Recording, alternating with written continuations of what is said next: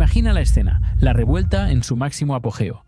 Millones de personas pegadas a la televisión, un evento de lujo, una auténtica junta de vecinos de la cultura pop española, recibiendo a la mismísima Rosalía con vítores. Allí están todos: Pedro Almodóvar, Manuel Carmena, la crema y nata de una generación, riendo y aplaudiendo con fervor. Y en mitad de un gag, sonriendo con una grieta casi imperceptible en su alma, se encuentra Javier Calvo, intentando mantener la compostura. Pero la imagen tiene una fractura que hiela la sangre, un vacío imposible de ignorar, porque falta Javier Ambrosi. No es una ausencia cualquiera, no es un simple problema de agenda o un compromiso ineludible que los separara por unas horas. Es la dolorosa, la innegable ausencia de la otra mitad de los Javis, un paquete indivisible, la entidad simbiótica que se había convertido en el faro indiscutible de la cultura pop española. Ver a uno sin el otro en un evento de esa magnitud, en ese plató, en el epicentro de su universo mediático, no era una casualidad. Era, en el fondo más profundo y desolador, una confirmación tácita que se extendía como una mancha de tinta invisible. Antes de sumergirnos en esta crónica de un terremoto emocional y financiero, te invito a unirte a la comunidad de Tus 50 Favoritos, el canal donde desentrañamos las historias más impactantes y las verdades ocultas detrás de los mitos. Suscríbete ahora mismo para no perderte ninguna de nuestras disecciones profundas y reveladoras. La verdad, como verás a lo largo de este relato, siempre es más compleja y desgarradora que la ficción más elaborada. Este prólogo, tan cargado de silencios y ausencias, nos obliga a preguntarnos: ¿alguna vez te has sentido traicionado por una verdad que se ocultaba a plena vista bajo un manto de sonrisas y apariencias? Cuéntame en los comentarios desde dónde nos estás viendo y cuál fue tu primera reacción cuando viste esa silla vacía en la revuelta, ese hueco inexplicable en el corazón de un dúo inseparable. Tu perspectiva es valiosa para comprender la magnitud de lo que estamos a punto de revelar. Esa silla vacía, ese hueco en la pantalla, era la materialización de un rumor que llevaba meses, quizás años, susurrándose con un aliento gélido en las fiestas más exclusivas, en las redacciones más influyentes, en la intimidad cómplice de los camerinos más recónditos. Era un secreto a voces que todos sabían en los corrillos de la fama, una verdad incómoda que nadie se atrevía a pronunciar en voz alta, por miedo a romper el hechizo de su éxito y su amor perfecto. La presencia solitaria de Calvo, intentando mantener la comedia mientras su mundo se partía en dos pedazos irreconciliables, era cualquier cosa menos cómica. Era trágica. Era el prólogo de un final que se sabía inevitable. La primera escena de un drama que estaba a punto de desatarse con una fuerza demoledora y devastadora. Apenas unas horas después de aquella enigmática aparición, mientras el país desayunaba con la resaca de la sorpresa y el eco de la ausencia se propagaba por las redes sociales, la extrañeza de esa silla vacía cobró todo el sentido del mundo, un sentido brutal e inequívoco. Era martes 11 de noviembre de 2025. El diario El País pulsó el botón rojo del periodismo de impacto, lanzando una exclusiva que sacudió los cimientos de toda una industria, y con ella los cimientos de toda una generación que había crecido bajo el influjo de su romance. Los Javis, la pareja creativa y sentimental más influyente, más poderosa y sin duda la más querida, había roto su idilio. Su cuento de hadas, el amor que había durado 13 o 14 o quizás incluso 15 años, había terminado. Ni siquiera la prensa lograba ponerse de acuerdo en cuándo había comenzado la leyenda, pero todos tenían clara una cosa innegable: la leyenda, tal como la conocíamos, acababa de morir. La bomba estalló aquel martes, 11 de noviembre, pero la mecha, lo sabemos ahora con la perspectiva que da la verdad, llevaba meses encendida, ardiendo en un silencio que resultaba ensordecedor para quienes percibían las grietas más sutiles. La narrativa oficial, cuidadosamente filtrada a través de omnipresentes fuentes cercanas a la pareja, se puso en marcha de inmediato con una precisión casi militar, intentando controlar el relato desde el primer instante. Nos hablaron de un final amistoso, un desenlace maduro y consensuado. Nos vendieron una historia de buen rollo y de mutuo acuerdo, una despedida sin dolor ni resentimiento. Pero esa no era la verdad, ni de lejos. Esa era solo una parte del guión que ellos mismos habían escrito para proteger algo mucho más grande que su amor, su imperio. La verdad, la cronología oculta que hemos podido reconstruir tras una minuciosa investigación revela una historia mucho más larga, mucho más compleja y, sin lugar a dudas, mucho más oscura de lo que nadie se atrevió a imaginar. Fue una disolución calculada, gestionada durante meses, como si se tratara del estreno de una de sus superproducciones cinematográficas más ambiciosas, con cada movimiento milimetrado y cada palabra pesada con sumo cuidado para evitar cualquier fisura. La decisión, según las influyentes revelaciones de Vanitatis, no era de noviembre, ni siquiera de aquel otoño que ya agonizaba lentamente, sino que llevaba casi tomada desde el pasado verano, cuando el sol aún brillaba con fuerza. El punto de inflexión, el momento en que el amor dijo basta de una forma definitiva e irreversible, se produjo entonces en los meses más cálidos del año. Pero otras fuentes, como el diario El Debate, afinaban el puñal todavía más con una precisión escalofriante, asegurando que ambos acudieron juntos al Festival Primavera Sound, en Barcelona, a principios de junio, y para entonces ya no eran pareja, sino solo un vestigio. Detente un momento a pensar en la magnitud de esta revelación, en el peso desolador de esa fecha. Junio, julio, agosto, septiembre, octubre, noviembre, casi 6 meses. 6 largos y extenuantes meses, en los que los Javis, la pareja ideal, el símbolo de la modernidad y el buen rollo, gestionaron una fachada pública impecable, inmaculada, casi perfecta ante los ojos del mundo.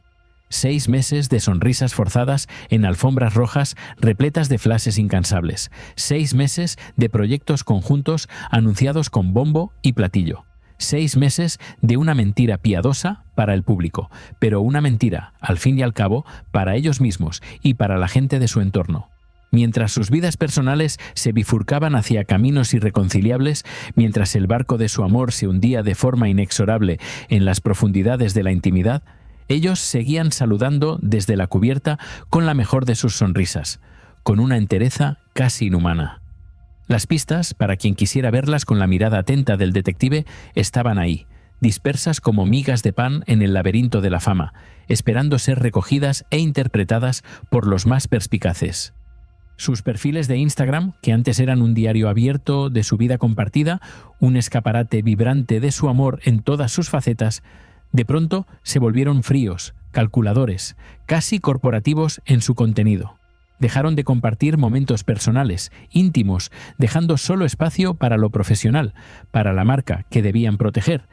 Las fotos de cenas románticas, de viajes espontáneos, de la vida de hogar que los había caracterizado, la intimidad que los había conectado con millones de seguidores, todo desapareció, borrado como si nunca hubiera existido en su historia conjunta.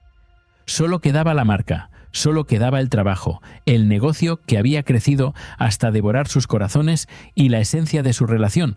La chispa sentimental, como apuntaban los medios más perspicaces, se había ido apagando de forma lenta y dolorosa, reduciendo la vida conyugal, la vida de pareja, a un mínimo casi inexistente que apenas conservaba las formas. Sobrevivía el negocio, florecía el imperio. Se expandía sin cesar, pero el amor, el motor original de todo, estaba irremediablemente muerto, y con él una parte de ellos. Y la estrategia de contención, la negación desesperada, fue activa hasta el último instante. Apenas un mes antes de la confirmación oficial, solo unas semanas antes de que todo saltara por los aires con la fuerza de un volcán en erupción, un portavoz oficial de la pareja negó rotundamente la crisis al medio Yotele. Mintieron descaradamente. Fue un desmentido categórico, una afirmación rotunda que ahora resuena como un eco hueco y desolador en la conciencia pública, una verdad innegable. Pero la aparición de Javier Calvo, solo, desolado en la revuelta, hizo la situación insostenible. La presión de la verdad era demasiado grande, la silla vacía gritaba demasiado alto para ser ignorada, clamando por la verdad. El dique de la negación, construido con tanto esmero y mentiras durante aquellos 6 meses de farsa, se rompió finalmente en 1000 pedazos, arrastrando consigo toda la narrativa oficial. Fue entonces cuando la narrativa oficial, la del buen rollo y la ruptura amistosa, esa versión aséptica, limpia, casi corporativa, empezó a hacer aguas por todas partes, revelando sus inconsistencias. Chocaba frontalmente con los rumores que ellos mismos, paradójicamente, habían alimentado durante años con una astucia digna de un estratega, con un calculador maestro de ceremonias. Chocaba con el verdadero escándalo que se cernía sobre ellos, un escándalo mucho más explosivo que un simple desamor, el de una posible traición. Porque para protegerse, para blindar su imagen de pareja moderna y transgresora, los Javis se habían aferrado a un escudo poderoso. Un escudo de apariencias que ahora se volvía en su contra con una crueldad inesperada. El escudo de la relación abierta.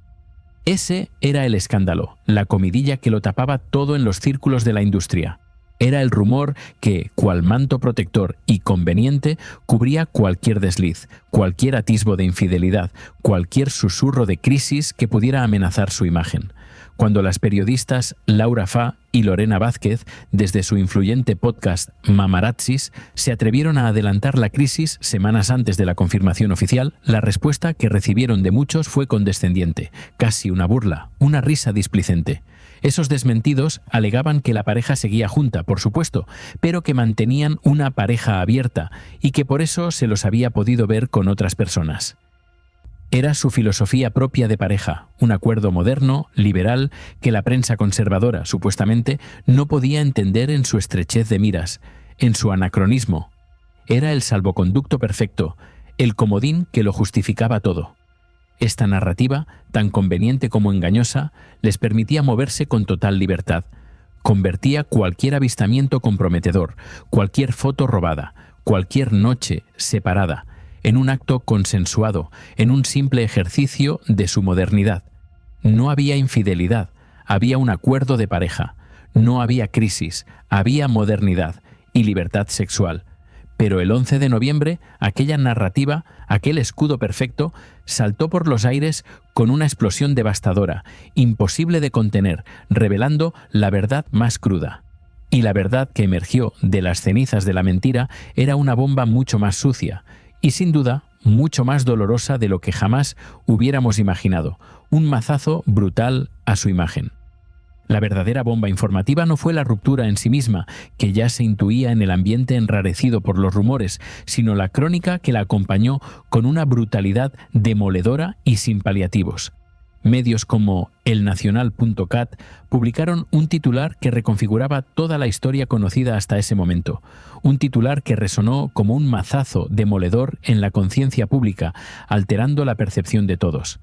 Los Javis se separan tras 13 años. No era en pareja abierta. Uno ya tiene novio nuevo. El giro era total, la estocada final para la imagen inmaculada que habían cultivado con tanto esmero.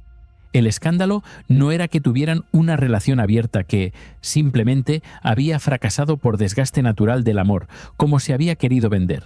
El escándalo era que no la tenían, o al menos no en los términos que habían vendido al mundo, con un consenso que era pura ficción. El escándalo era que la ruptura, presuntamente, se debía a la aparición de una tercera persona no consensuada, un fantasma que se cernía sobre la narrativa de la modernidad, desvelando una traición oculta. El medio catalán no se quedó ahí, hurgando en la herida abierta con detalles que daban escalofríos, detalles de una especificidad brutal que no dejaban lugar a dudas sobre la naturaleza del final. La ruptura no era un desgaste mutuo, una lenta agonía del amor, era un reemplazo, una sustitución en toda regla, una infidelidad sin paliativos. Y citaban la prueba definitiva que lo cambiaba todo y destrozaba la farsa que habían construido.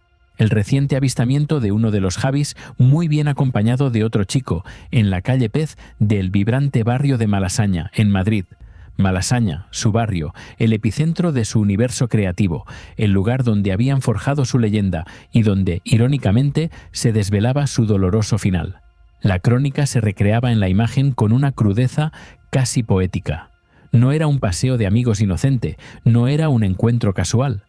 Describía cómo un Javier paseaba por la calle Pez besándose con otro chico a la vista de todos. Un beso. Un simple beso que lo cambiaba todo. que pulverizaba la cuidada imagen pública, que convertía la narrativa de la relación abierta en una farsa, en una mentira descarada y sin escrúpulos. El pez pescado, como bromeaba cruelmente el artículo, no era un acuerdo mutuo que se hubiera roto.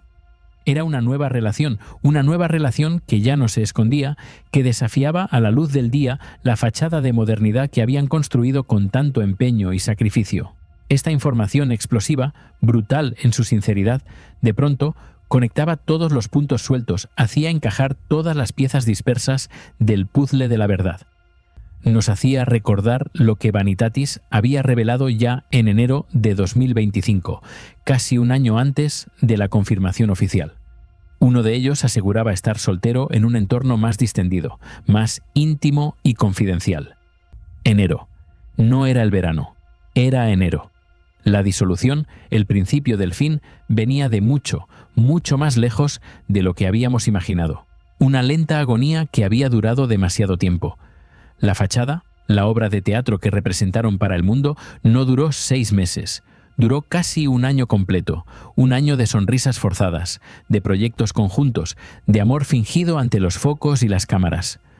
Una de las partes, o quizás ambas en un silencio cómplice y doloroso, había comenzado a rehacer su vida, a explorar nuevos caminos sentimentales, mucho antes de que el público, la prensa o incluso su círculo más cercano fueran informados de la implosión de su relación, un secreto guardado a cal y canto.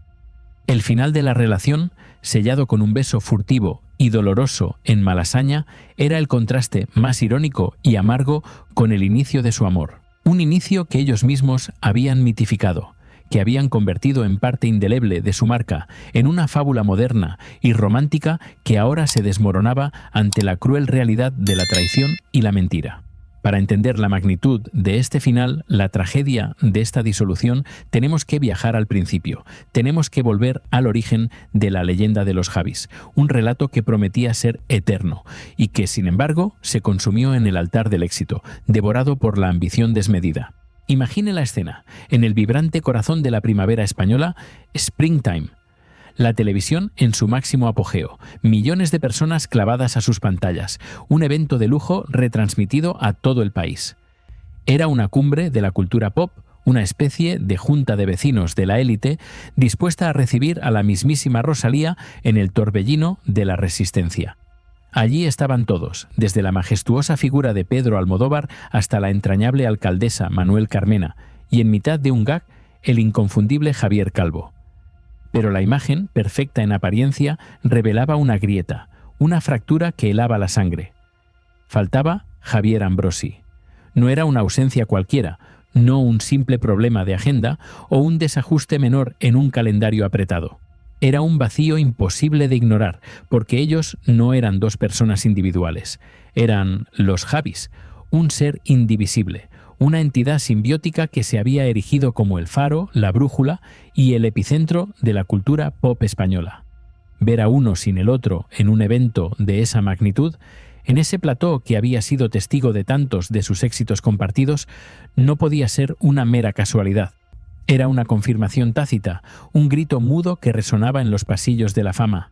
Esa silla vacía, ese hueco en la pantalla, era la materialización de un rumor que llevaba meses, quizás años, susurrándose en las fiestas más exclusivas, en las redacciones de Moda y Corazón, en los camerinos más íntimos.